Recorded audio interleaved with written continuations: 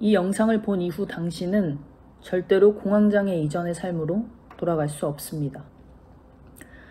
저는 19살에 처음으로 공황장애 진단을 받았습니다.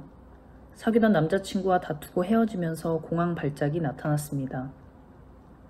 돌이켜보면 남자친구와 사귀는 과정에서도 과도한 불안감과 긴장감이 있었습니다. 만나는 동안 너무 좋았기에 그런 증상들을 대수롭지 않게 생각했죠. 나중에 상담을 통해 알게 되었습니다. 제가 어린 시절 집을 나가 떠나 계셨던 아빠에 대한 감정이 남자친구에게 그대로 투사되었다는 것을요. 좋아하는 남자가 생기면 그 사람이 나를 떠날까 싶은 두려움이 무의식 속에 각인되어 있었던 거죠. 물론 공황장애를 완치한 지금은 지나간 과거의 일들은 더 이상 의미가 없다고 생각합니다. 첫 공황 발작 이후 저는 각종 신체 증상을 경험했습니다. 주된 증상은 가슴이 두근거리고 호흡이 불편한 것이었습니다. 그로 인해 잠도 제대로 잘 수 없었습니다. 가장 기본적인 호흡이 불편하니 깨어있는 모든 순간이 괴롭고 힘들었습니다. 또 음식 냄새만 맡아도 다 토하고 제대로 된 밥을 먹지 못했습니다. 원래 말랐던 몸은 더 말라갔습니다. 체중이 10kg이나 빠졌습니다. 약 먹고 약 기운에 취해 잠을 자는 시간이 제일 행복할 정도였습니다. 아침에 눈을 뜨면 마주할 불안감들이 생각나 너무나 고통스러웠습니다. 그렇게 병든 닭처럼 무기력하게 지내길 3달, 저는 달라져야겠다고 생각했습니다. 무엇보다 대학을 가야 했기 때문이죠. 기숙사 생활을 해야 했기에 부모님께 의존하는 삶에서 벗어나야만 했습니다. 어떻게 해서든 혼자서 살 수 있는 방법을 찾아야 했습니다.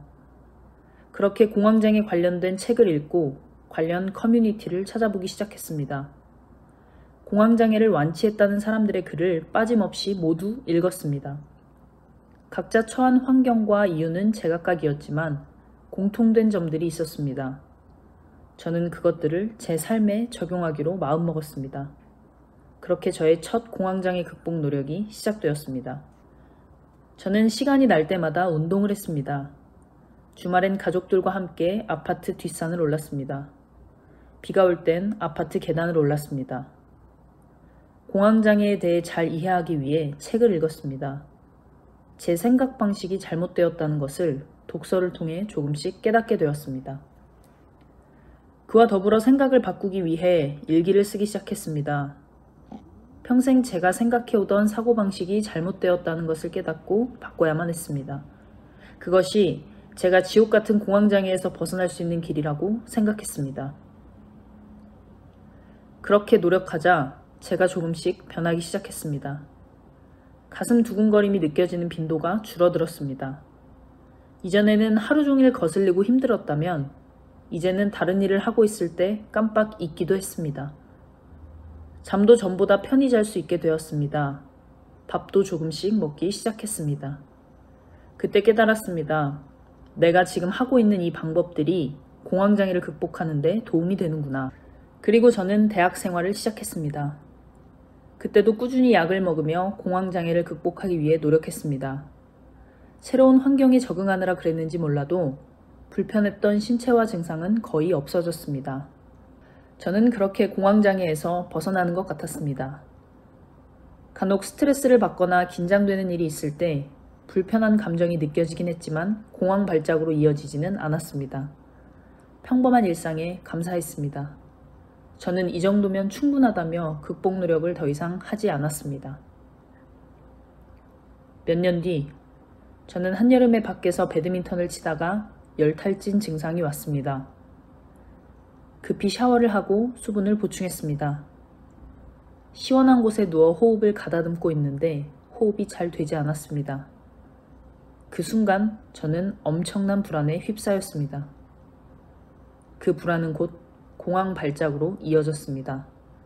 그렇게 저는 공황장애의 재발을 경험했습니다. 아니, 공황장애가 완치되지 않았음을 다시금 확인했습니다.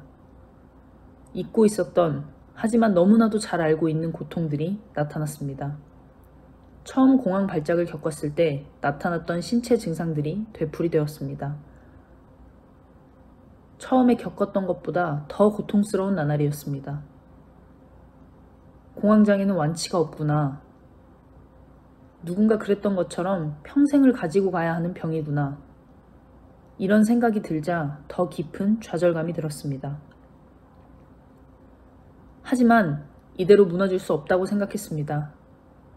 방법을 이미 알고 있으니 그대로 다시 한번 해보자는 마음이 들었습니다. 저는 다시 운동을 시작했습니다. 꾸준히 운동을 하자 컨디션이 조금씩 회복되었습니다. 불편했던 신체 증상들이 하나둘씩 사라지기 시작했습니다. 이번엔 기필코 공황장애를 뿌리 뽑겠다 다짐했습니다.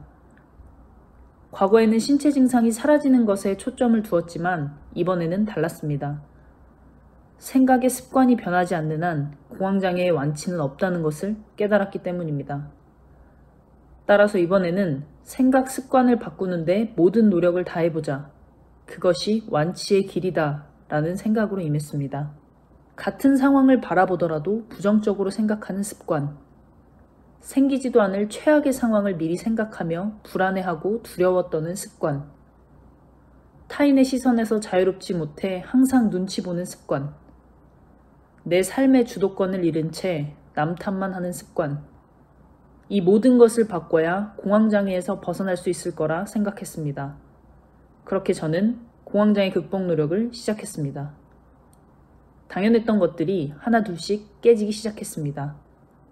삶에 대한 올바른 태도와 생각이 무엇인지 알아가기 시작했습니다. 남과의 비교로 가득 찼던 인생에서 내가 보이기 시작했습니다. 과거와 미래가 아닌 현재를 살게 되었습니다. 감정은 생각에서 비롯됩니다. 불안한 감정이 든다는 것은 그에 준하는 생각을 했다는 뜻이지요. 그러니 생각을 통제할 수 있다면 감정을 통제할 수 있습니다. 이것이 제가 여러분에게 계속해서 전하고 있는 메시지입니다. 이러한 생각 습관 개선을 통해 저는 공황장애를 뿌리 뽑을 수 있었습니다. 먹던 약도 차츰 줄여나가다 끊었습니다. 못 타던 비행기도 타게 되었습니다. 결혼도 하게 되었고 아이도 갖게 되었습니다. 히말라야를 오르는 도전도 했습니다. 이제는 일상의 스트레스와 두려움이 더 이상 공황으로 이어지지 않습니다. 인생에 큰 시련이 와도 의연하게 받아들이고 해야 할 일에 집중할 수 있게 되었습니다.